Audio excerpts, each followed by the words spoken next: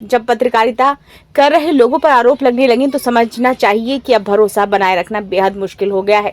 अक्सर पुलिस पर कार्रवाई न करने व रिश्वत लेने का आरोप लगता है, लेकिन अब पत्रकारों पर भी ये आरोप लगने सामान्य हो गए हैं। श्रीमती अफशा हैं, 5 साल पहले इनके ससुराल वालों ने इनको घर से 3 तलाक दे करके मारपीट करके निकाल दिया था। इनकी एफआईआर हुई है। एफआईआर में वो लोग हाई कोर्ट तक गए। हाई कोर्ट से जब कोई रिलीफ नहीं मिला, उसके बाद में अब यहाँ ट्रायल चल रहा है। जेल जाने के बाद उन लोगों की जमानत हुई।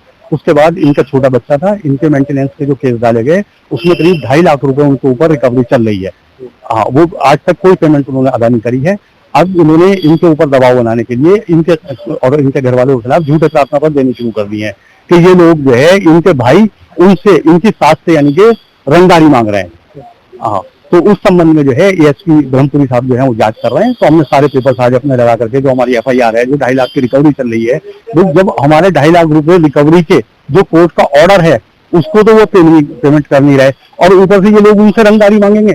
अब उनका जब इन पे दबाव बनाने के लिए, प्रेशर बनाने के लिए कि मुकदमे ये लोग वापस ले लें, जब कोई बस नहीं चल पाया, कोई फर्जी पत्रकार उन्होंने मिला, उन्हें प्रदीप शर्मा नाम से, उसने भी जो है इनके साथ में मिलके और उनसे जो भी आपस में उन्होंने बात करके उसने भी एक झूठी एफआईआर इनके भाइयों के खिलाफ करा दी है कि साहब ये लोग जो है इसकी साथ से रंगदारी मांग रहे हैं, जबकि रंगदारी मांगने का कोई मतलब नहीं होता। तो यही सारी बात हमने आज कप्तान साहब से मिलकर के उनको बताई है। सारे पेपर्स उनको दिए। कप्तान साहब ने पूरा आश्वासन दिया है कि नहीं, मैं इसमें निष्पक्ष कराऊंगा और अगर ये झूठा प्रार्थना पत्र है तो मैं इसको जो है खारिज कराऊंगा। आपका कप्तान कार्यालय पहुंची थाना देहली गेट क्षेत्र की रहने वाली एक पीड़िता का आरोप है कि स्वयं को आज तक का पत्रकार बताने वाला प्रदीप शर्मा उसके विपक्षी से मिलकर उसे परेशान कर रहा है। कप्तान कार्यालय पहुंची पीड़िता ने बताया कि वह पुलिस को उसके बारे में झूठी शिकायत देता है तथा मुकदमा दर्ज कराने की धमकी देता है। उसका कहना है कि उसने सबूतों के साथ कप्तान डॉक्टर विपिन ताड़ा को शिकायत पत्र सौंपा है। आपको बता दें कि 3 तलाक पीड़िता के आरोपी पति एवं सास से सांठगांठ करने का आरोप लगाते हुए युवती कप्तान कार्यालय आई, जहां पर उसने मीडिया कर्मियों से प्रदीप की काली करतूतों के बारे में बताया। वहीं कप्तान ने पूरे मामले की जांच कराते हुए निष्पक्ष कार्रवाई करने का आश्वासन दिया है। क्या नाम है? मेरा नाम फरहा है। और आज एसएसपी कार्यालय आएंगे, क्या मामला था, क्या शिकायत किया? एसएसपी कार्यालय हमें आना पड़ा क्योंकि ये मेरी छोटी बहन है अफशा। इस 8 महीने की गर्भवती को निकाल दिया था 3 तलाक देकर।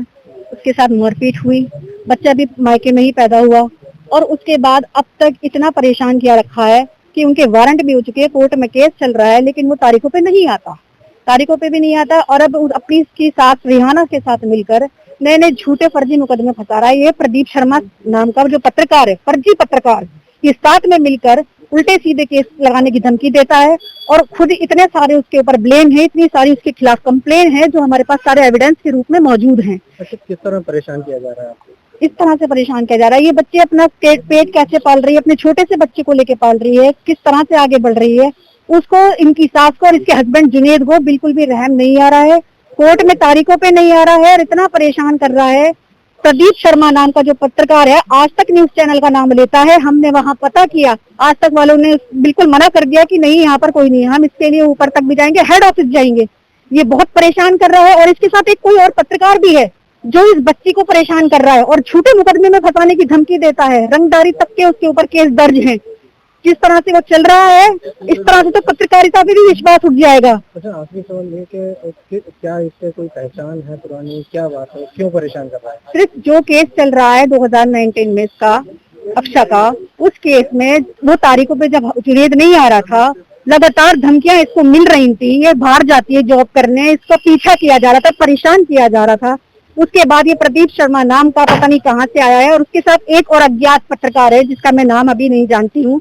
ये दोनों मिलकर इसकी सास को लगा के साथ खड़ा करके और इसके भाइयों के खिलाफ झूठे प्रार्थना पत्र दे रहे हैं। आज मुलाकात हुई एसएसपी से, क्या कहा? एसएसपी साहब ने बहुत अच्छा हमें आश्वासन दिया और कहा कि बिल्कुल जांच कर हम कार्रवाई कराएंगे, आप बिल्कुल बेफिक्र रहे, क्योंकि इस तरह से अगर कोई गलत पत्रकारिता करता है, गलत इस तरह से प्रार्थना पत्र देता है तो उसके खिलाफ भी कार्रवाई बनती है।